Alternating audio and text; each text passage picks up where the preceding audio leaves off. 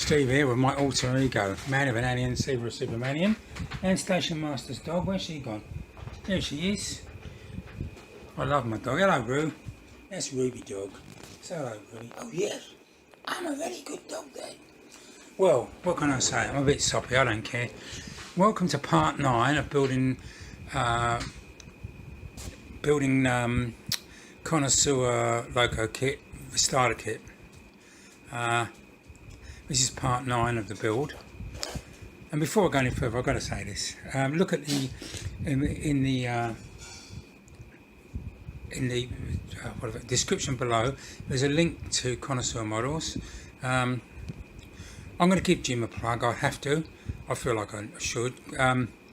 If you've never built a brass loco kit or a brass anything, I can tell you now, you cannot go past Connoisseur models for simplicity, good quality, value for money. I mean, all Connoisseur locos are a joy to build. Let me show you. These are some of them. That's a Connoisseur J50. Absolute magnificent loco to build. This is an N7. Jim doesn't produce this anymore. Jim, why not? No, I bought that second hand and I repainted it because I really wanted one, and when I went to buy one, Jim had this is such a beautiful car. This is a J15, absolute dream build. I loved it. And anyway, so I've got this Polly. Well, it's called Polly on Nellie. It's based on the London South Western Railways. I think it's a C14, and if you remember the old Triang locos, it was a bit different, but he's based it on that. It's a starter model. It's for people who've never built anything in brass. The instructions are fabulous, the parts are fabulous. Jim's such a great guy to deal with. So look, look below in the what do they call it? Description. I'll put a link to the site, Jim's phone number, build for this, and of course my J15, which I did a full documented build, so at least you know what you're getting into. So anyway, enough of that rubbish. So what I've got here is the basic loco built. Still got to build the chassis. The motor's in, but that's it. You can see no coupling rods, nothing.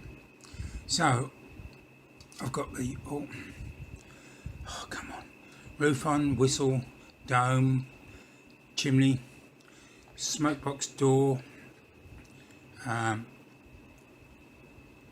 water tank fillers, clack valves. I put on today, I didn't show this, but I put on the handrails. Jim gives you split pins, which are okay, but I already had some handrail stanchions, so I used those. They're just all soldered in. There's one across the top.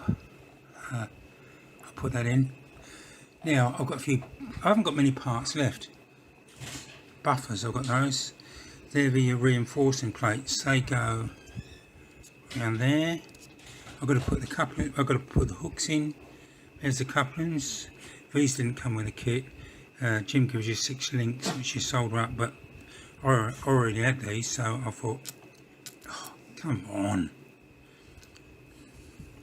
Lamp irons, steps. So that's what I want to put on in this video. I'm using various stuff. It'll all be soldered. I've got 100 watt soldering iron. I think it's 100 watt. Yeah. Or is it? Can't remember now. It's a big mother. 80, I think. It's an 80 or a 40. Then I've got a temperature control one. This here is a resistance soldering unit, which I like using. You've probably seen it in my other videos, but anyway, that's what I'm up to at the moment. So stay tuned for this part 9. If you like my videos, please subscribe. I'd like you to do that. Give us a like, leave a comment, and press the bell icon so you can get updates of whenever I make my silly videos.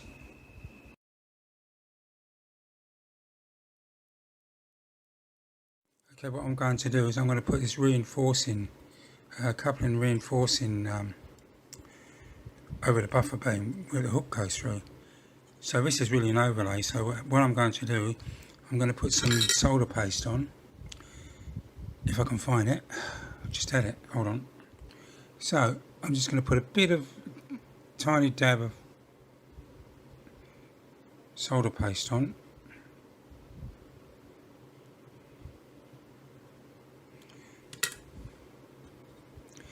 I'm going to put it on top. What I'm going to do, I'm going to put the coupling hook through it, that'll hold it in exactly the right position. So there's the hook in place, soldering, I've got the hook that puts it in exactly the right position. So what I'm going to do is use, I'm not going to use a conventional iron, but I've got here is a, what's called a resistance soldering unit. It's got a foot switch which turns it on. Basically what it is, it's a light dimmer. With the switch in series, the light dimmer you can control it here. There's a whopping great transformer. There's this thick cable. One side goes to this earth plate, so the current goes through there, goes through here, through this what's called a gouging rod. It's 4mm thick, and it's a gouging rod. And when you press it down, it puts some masses of current and it gets hot. So we're going to give this a go. So let's get this in the right place. This is cold, by the way, so let's put it on there.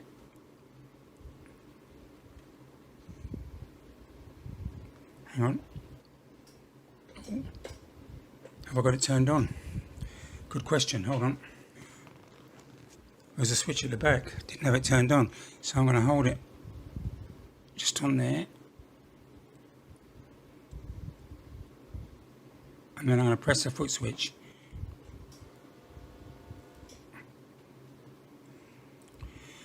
You heard the hum, 50 Hertz hum. Let's turn it around. So here we go. So this is cold. So I'm going to put it on the plate. Press the foot switch. You'll hear the hum, and you'll see this glow.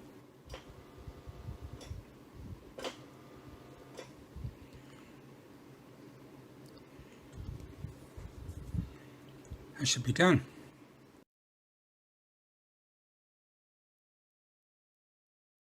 So let's have a look what I'm doing with Polly, or Nellie, or George, whatever I want to call it.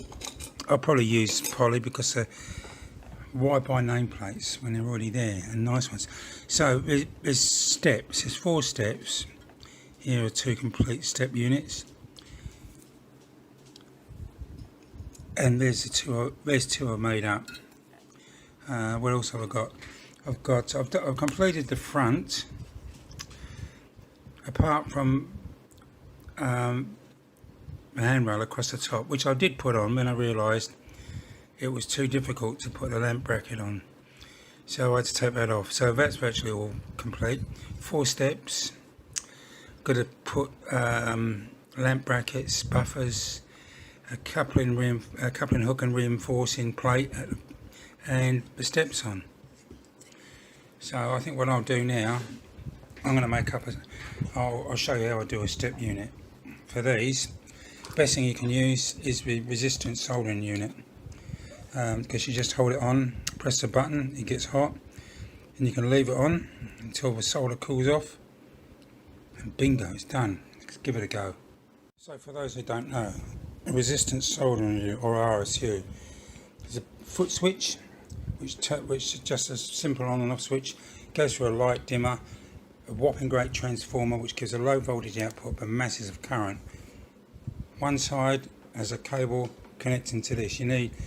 These don't work unless you've got a circuit, so that's a stainless steel plate.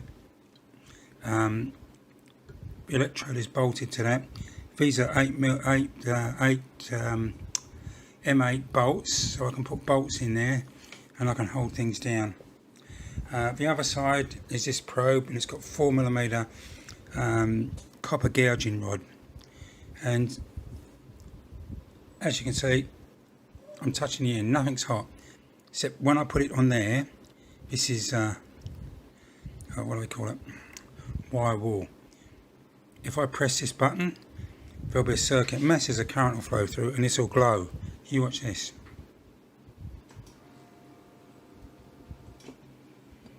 So that's how it works. So let's have a go with a step. So I've folded up the bottom step. That's better. Focus on. Folded up the bottom step. I'm going to put some solder paste on that. Put it in the right position. Put the probe on it. Hit the switch, and it should melt the solder. That's the plan. There's the solder, the grey stuff. Comes in a syringe. I got mine here in Australia from JK Electronics. It's just electronic solder paste. That's all it is, or whatever you want to call it. It works well. So I'm holding it on. It's not turned on. I'll press the foot switch and it will hum and get hot. There you go. See it melt? Take the foot off. Still holding it on. Put it there.